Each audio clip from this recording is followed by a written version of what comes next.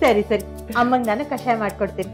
ಈಗ ನಿನ್ ಮಾತು ನಿಲ್ಸಿ ಹೋಗಿ ಫಸ್ಟ್ ರೆಡಿ ಆಗು, ಇಲ್ಲ ಅಂದ್ರೆ ನಾನು ನಿನ್ ಕೆಲಸ ಮಾಡಕ್ ಬಿಡಲ್ಲ. ಇದಕ್ಕೆ ರಾಘವನಿಗೆ ನನ್ನ ಸಪೋರ್ಟ್ ಇದೆ. ಏನಿದು ವಿರೋಧ ಪಕ್ಷದವರು ನನ್ ಜೊತೆ ಸೇರ್ಕೊಂಡ್ಬಿಟ್ಟಿದಾರಲ್ಲ? ನಿನಗೋಸ್ಕರ ಅಲ್ಲಪ್ಪ, ನನ್ನ ಸೊಸೆಗೋಸ್ಕರ, ಅವಳ ಆರೋಗ್ಯಕ್ಕೋಸ್ಕರ. ಇದಕ್ಕೆಲ್ಲ ಏನ್ ಕಮ್ಮಿ ಇಲ್ಲ ನೀನು. ಲೇ ನಡ ಮಹಾರಾಜ, ಅಡುಗೆ ಮನೇಲಿ ಅದೇನ್ ಕಿಸ್ತಿದೀಯೋ ನಾನು ನೋಡ್ತೀನಿ. ನಡಿ ನಡಿ ನಡಿಯೋ.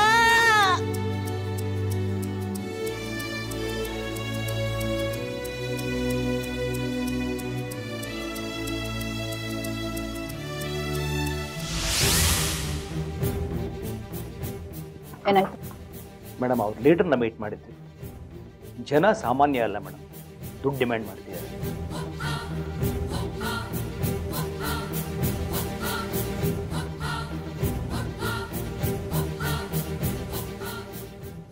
ದುಡ್ಡು ಕೊಟ್ರೆ ಎಲ್ಲ ಸಾಲ್ವ್ ಆಗುತ್ತಾ? ಆಮೇಲೆ ಅವ್ರು ಯಾವ ತೊಂದರೆನೂ ಕೊಡಲ್ವಂತ? ಮೇಡಮ್, ದುಡ್ಡು ಕೊಟ್ಟರೆ ಕ್ಲಿಯರ್ ಆಗುತ್ತೆ.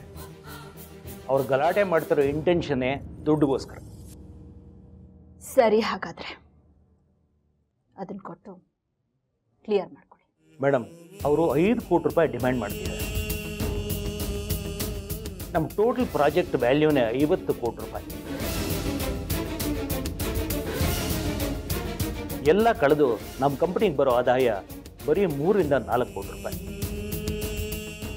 ಅಷ್ಟನ್ನು ಅವ್ರಿಗೆ ಕೊಟ್ಟರೆ ನಮ್ಮ ಕಂಪ್ನಿಗೆ ಏನೂ ಉಳಿಯಲ್ಲ ಮೇಡಮ್. ಮೇಡಮ್, ಅವ್ರಿಗೆ ದುಡ್ಡು ಕೊಟ್ಟು ಪ್ರಾಜೆಕ್ಟ್ ಶುರು ಮಾಡೋದಕ್ಕಿಂತ ಆಗಲ್ಲ ಅಂತ ಹಿಂದೆ ಸರಿಯೋದೇ ಒಳ್ಳೇದು ಮೇಡಮ್. ಪದೇ ಪದೇ ನನಗೆ ಸಜೆಷನ್ ಕೊಡಬೇಡಿ ಅಂತ ಎಷ್ಟು ಸಾರಿ ಹೇಳೋದು? ನನಗೆ ಆದಾಯ ಅಲ್ಲ ಮುಖ್ಯ, ಅಲ್ಲಿ ಕ್ರಿಯೇಟ್ ಆಗಿರೋ ಪ್ರಾಬ್ಲಮ್ ಸಾಲ್ವ್ ಆಗಿ ನಿಂತೋಗಿರೋ ಪ್ರಾಜೆಕ್ಟ್ ಶುರುವಾಗಬೇಕು. ನೋಡಿ, ಅವ್ರು ಎಷ್ಟು ಕೇಳ್ತಾರೋ ಅಷ್ಟು ಕೊಟ್ಟು ಕೆಲಸನ ಶುರು ಮಾಡಿಸಿ. ಮತ್ತೆ ಹೇಳ್ತಾ ಇದ್ದೀನಿ, ನಾನು ಏನು ಹೇಳ್ತೀನೋ ಅಷ್ಟು ಮಾತ್ರ ಮಾಡಿ. ಲಾಸ್ ಆದರೂ ಪರವಾಗಿಲ್ಲ, ಒಟ್ಟಿನಲ್ಲಿ ಈ ಪ್ರಾಜೆಕ್ಟ್ ಕಂಪ್ಲೀಟ್ ಆಗಬೇಕು ಅಷ್ಟೇ. ಆಯಿತು ಮೇಡಮ್.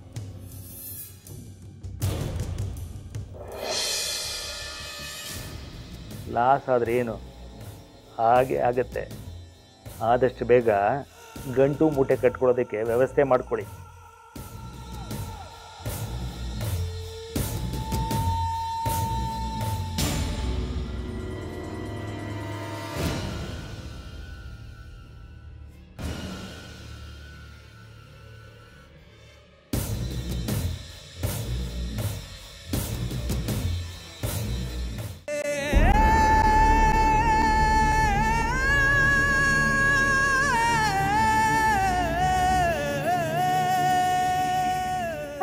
ಇಲ್ಲೇ ನಿಲ್ಸಿ.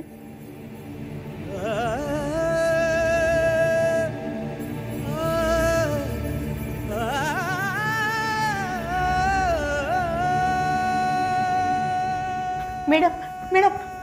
ಅರೆ ಲಕ್ಷ್ಮಿ, ಏನಾಯ್ತು? ಯಾಕೆ ಇಷ್ಟೊಂದು ಟೆನ್ಷನಲ್ಲಿದ್ದೀರಾ? ಪ್ರಾಡಕ್ಟ್ ಎಲ್ಲ ರೆಡಿ ಇದೆ ಮೇಡಮ್. ನೋಡಿದ್ರೆ ಅವ್ರ ನಂಬರ್ ನಾಟ್ ರೀಚಬಲ್ ಅಂತ ಬರ್ತಾ ಇದೆ.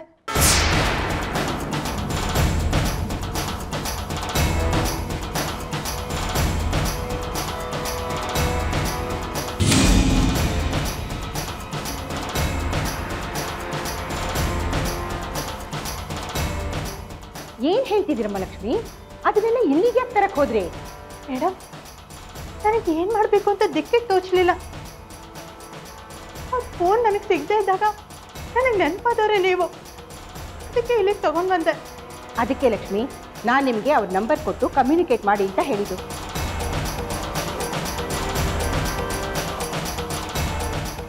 ಇಂಥ ದೊಡ್ಡ ಆರ್ಡರ್ ಸಿಗ್ತಾ ಇರ್ಬೇಕಾದ್ರೆ ನಾವೆಲ್ಲ ತುಂಬಾ ಕೇರ್ಫುಲ್ ಆಗಿರ್ಬೇಕು.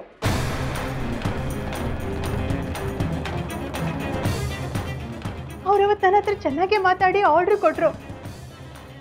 ಆದರೆ ಇವತ್ತು ಅವ್ರು ಹೀಗೆ ಮಾಡ್ತಾರೆ ಅಂತ ಗೊತ್ತಿರಲಿಲ್ಲ ಮೇಡಮ್. ನಿಮ್ಗೇನಾದರೂ ಫೋನ್ ಮಾಡಿ ವಿಷಯ ಹೇಳಿದ್ರ ಮೇಡಮ್? ಒಂದೇ ಒಂದ್ಸರಿ ಅವ್ರಿಗೆ ಫೋನ್ ಮಾಡಿ ನೋಡಿ. ಲಕ್ಷ್ಮಿ, ಇಂಥ ವಿಷಯದಲ್ಲೆಲ್ಲ ನಾವು ಯಾರನ್ನು ನಂಬಿ ನೆಗ್ಲೆಕ್ಟ್ ಮಾಡಕ್ಕೆ ಹೋಗಬಾರ್ದು. ನಿಮಗೆ ನಂಬರ್ ಕೊಟ್ಟ ಮೇಲೆ ನಾನು ಅವ್ರಿಗೆ ಫೋನ್ ಮಾಡಿಲ್ಲ, ಅವರು ನನ್ನನ್ನು ಕಾಂಟ್ಯಾಕ್ಟ್ ಮಾಡಿಲ್ಲ. ಎಲ್ಲರ ವಿಷಯದಲ್ಲೂ ಅಷ್ಟೇ. ಆರ್ಡರ್ ಬಂದಮೇಲೆ ನಾವು ಅವ್ರ ನಂಬರ್ನ ಕೊಟ್ಬಿಟ್ಟು ಅವ್ರನ್ನ ಕಮ್ಯುನಿಕೇಟ್ ಮಾಡ್ಕೊಳ್ಳಿ ಅಂತ ಹೇಳ್ತೀವಿ.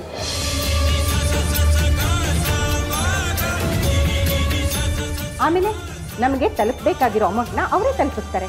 ನಿಮ್ಮ ವಿಷಯದಲ್ಲೂ ಅಷ್ಟೇ, ನಾನು ಹಾಗೆ ಮಾಡಿದ್ದೆ. ಒಂದು ನಿಮಿಷ ಇರಿ, ಅವ್ರಿಗೆ ಫೋನ್ ಮಾಡಿ ನೋಡ್ತೀನಿ. ಶೀಲಾ, ಅವ್ರ ನಂಬರ್ ಕೊಡಿ.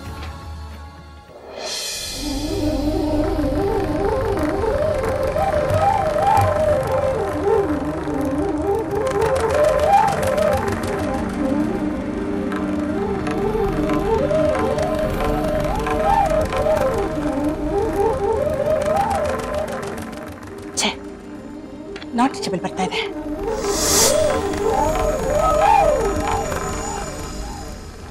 ಮೇಡಮ್, ನಾಟ್ ರೀಚಬಲ್ ಯಾಕೆ ಮಾಡಿದ್ದಾರೆ?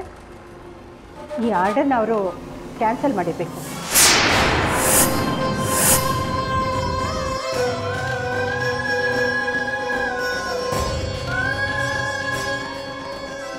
ಅದಕ್ಕೆ ಅವರು ಈ ಕೆಲಸ ಮಾಡಿದ್ದಾರೆ. ಇಲ್ಲ ಅಂದಿದ್ರೆ ಇಷ್ಟಕ್ಕಾಗಲೇ ಅವರು ನನಗೆ ಕಾಲ್ ಮಾಡಿರೋರು.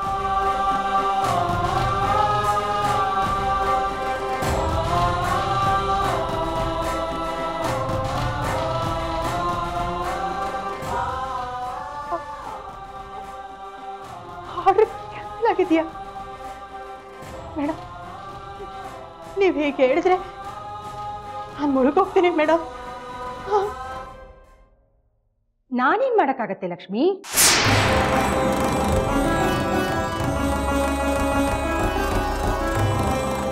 ಮೇಡಮ್, ನೀವೇ ಹೀಗಂದ್ರೆ ಹೇಗೆ ಮೇಡಮ್? ನಾನು ನಿಮ್ಮನ್ನ ತುಂಬಾ ನಂಬಿದ್ದೀರಿ. ಈ ಆರ್ಡರ್ ಏನಾದರೂ ಕ್ಯಾನ್ಸಲ್ ಆಗೋದ್ರೆ ನಾವು ತುಂಬಾ ಕಷ್ಟಕ್ಕೆ ಸಿಗಾಕೋತೀವಿ. ಹೌದು ಮೇಡಮ್, ತುಂಬ ಕಷ್ಟಪಟ್ಟು ಈ ಆರ್ಡರ್ನ ರೆಡಿ ಮಾಡಿದ್ದೀವಿ. ನೀವು ನಮ್ಮ ಕೈ ಬಿಟ್ಬಿಟ್ರೆ ನಿಮಗೆ ಬೇರೆ ದಾರಿ ಇರೋದಿಲ್ಲ. ನಿಮ್ಗೆ ಯಾಕೆ ನನ್ನ ಪರಿಸ್ಥಿತಿ ಅರ್ಥ ಆಗ್ತಾ ಇಲ್ಲ? ಏನು 100 ಇದೆಯಲ್ಲ ತಗೊಳ್ಳೋದಕ್ಕೆ? ಇಷ್ಟೊಂದು ಪ್ರಾಡಕ್ಟ್ಸ್ನ ಇಟ್ಕೊಂಡು ನಾನು ಹೇಗೆ ಸೇಲ್ ಮಾಡಲಿ? ನಾನು ಆವತ್ತೇ ನಿಮ್ಗೆ ಹೇಳಿದ್ದೀನಿ, ಅವ್ರ ಜೊತೆ ಕಾಂಟ್ಯಾಕ್ಟಲ್ಲಿರಿ, ಮಾತಾಡಿ ಅಂತ. ಅಂಥದ್ರಲ್ಲಿ ಏಕಾಏಕಿ ಇಷ್ಟೊಂದು ಪ್ರಾಡಕ್ಟ್ಸ್ನ ನನ್ನ ಹತ್ರ ತಂದು ಏನು ಮಾಡೋದು ಮೇಡಮ್ ಅಂತ ನನ್ನನ್ನು ಕೇಳಿದ್ರೆ ನಾನೇನು ಮಾಡಲಿ? ಖಂಡಿತ ಅವ್ರು ಹೀಗೆ ಮಾಡ್ತಾರೆ ಅಂತ ಗೊತ್ತಿರಲಿಲ್ಲ ಮೇಡಮ್. ನಾನು ಎಷ್ಟು ಕಷ್ಟಪಟ್ಟು ಈ ಬಿಸ್ನೆಸ್ ಶುರು ಮಾಡಿದ್ದೀರಿ ಅಂತ ನಿಮಗೆ ಗೊತ್ತು. ಈಗ ನೀವೇ ಈ ಮಾತು ಹೇಳಿದ್ರೆ ನನ್ನ ಗುಂಡಿಗೆನೆ ನಿಂತೋಗುತ್ತೆ ಮೇಡಮ್. ದಯವಿಟ್ಟು ನೀವೇ ಒಂದು ದಾರಿ ತೋರಿಸ್ಬೇಕು. ಹೌದು ಮೇಡಮ್, ಈಗ ನೀವೇ ನಮಗೆ ದಿಕ್ಕು. ನಿಮಗೆ 10 ಜನ ಪರಿಚಯ ಇರ್ತಾರೆ. ಪ್ಲೀಸ್ ಮೇಡಮ್, ಏನಾದರೂ ಮಾಡಿ. ಅಯ್ಯೋ, ನಿಮಗೆ ಹೇಗೆ ಅರ್ಥ ಮಾಡಿಸ್ಬೇಕು ಅಂತಾನೆ ನನಗೆ ಗೊತ್ತಾಗ್ತಾ ಇಲ್ಲ. ನೋಡಿ, ಇಷ್ಟನ್ನೆಲ್ಲ ನಾನು ತಗೊಂಡು ನಿಮಗೆ ಬಿಸ್ನೆಸ್ ಕೊಡಿಸ್ತೀನಿ ಅನ್ನೋದು ಆಗದೆ ಇರೋ ಮಾತು. ನೋಡಿ ಲಕ್ಷ್ಮಿ, ಮನುಷ್ಯನ ಜೀವನದಲ್ಲಿ ಆಗೋ ಪ್ರತಿಯೊಂದು ಅನುಭವನೂ ಅವನಿಗೊಂದು ಪಾಠನೇ. ಅದರಲ್ಲೂ ಬಿಸ್ನೆಸ್ ಅಂದಮೇಲೆ ಇದೆಲ್ಲ ಕಾಮನ್ನು.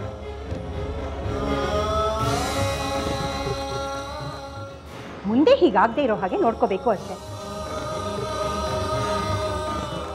ಆದರೆ ಇವಾಗ ನಾನು ನಿಮಗೆ ಯಾವ ಹೆಲ್ಪ್ನು ಮಾಡೋಕ್ಕೆ ಸಾಧ್ಯ ಇಲ್ಲ. ಪ್ಲೀಸ್ ಮೇಡಮ್, ಏನಾದರೂ ಮಾಡಿ.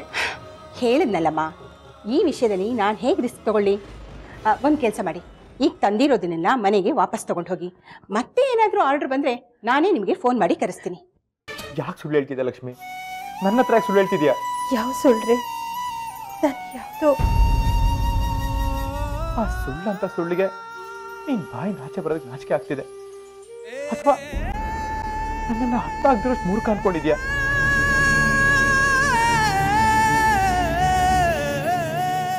ಏನ್ ಮಾಡ್ಬೇಕು ಅಂತಾನೆ ಗೊತ್ತಾಗ್ಲಿಲ್ಲ ರೀ. ಮನೆಗೆ ಬಂದ ತಕ್ಷಣ ಎಷ್ಟೊಂದು ಆಸೆಗಳು ತುಂಬಿಕೊಂಡಿರೋ ಕಣ್ಗಳನ್ನ ನನ್ನ ಕೈಯಿಂದ ಎದುರಿಸಕ್ಕಾಗ್ಲಿಲ್ಲ.